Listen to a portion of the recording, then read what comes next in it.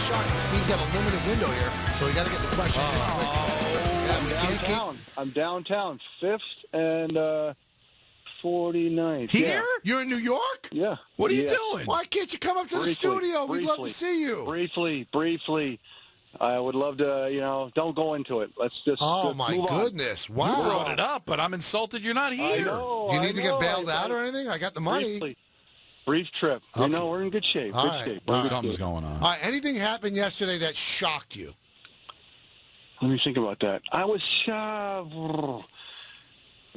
there was a throw that Peyton made that I was surprised. He came off the fake and did a little bootleg and actually threw off his right foot that I didn't think he was capable of.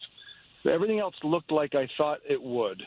But that was one throw. I was like, geez, he actually did a little more than I thought he could. And that was enough. I mean, I think that was helpful to show a little movement. But let's see, what else shocked me? I mean, I got to admit, I thought that I could say shocked.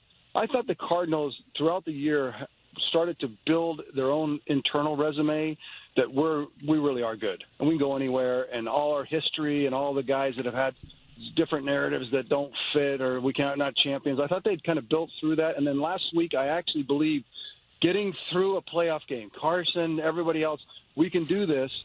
I just thought they'd play so much better.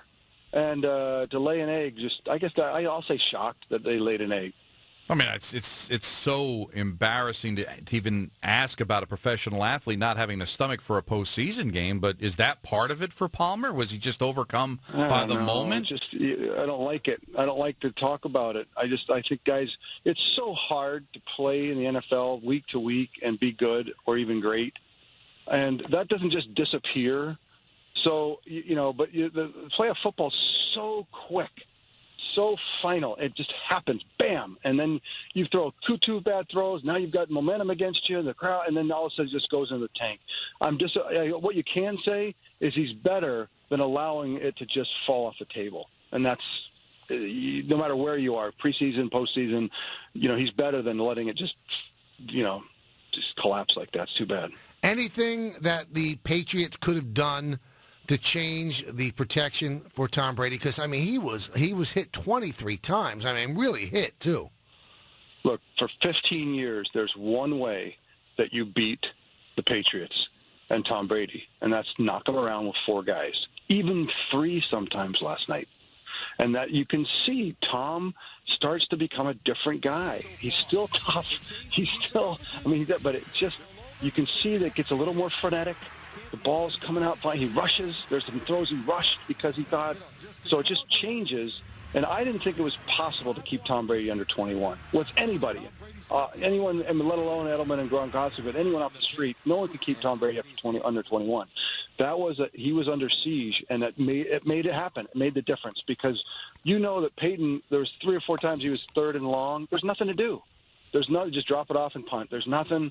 I can't compete at that. There's things I can do and things I cannot do. And with that limited array, that defense said, we have got to shut Tom Brady down. And they kept him to 18, which I thought was a phenomenal effort. I haven't seen the Seahawks effort against the Broncos in the Super Bowl. It was similar, kind of 4 guys just beating the crud out of a quarterback. At 2012, with around 8 minutes to go, Patriots went for it on 4th down. I thought they should have kicked the field goal, but they went for it, didn't get it. What was your gut at that moment? Did you think it was right to go for it on 4th down? I think that, the feeling was we're not putting a lot of points up. And so, you get 3, you might not get the ball back.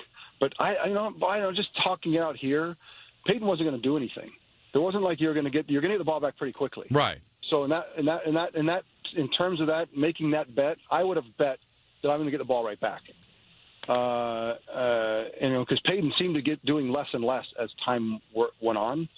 And so I with that bet, I would have kicked the field goal instead. I'm going to get the ball again.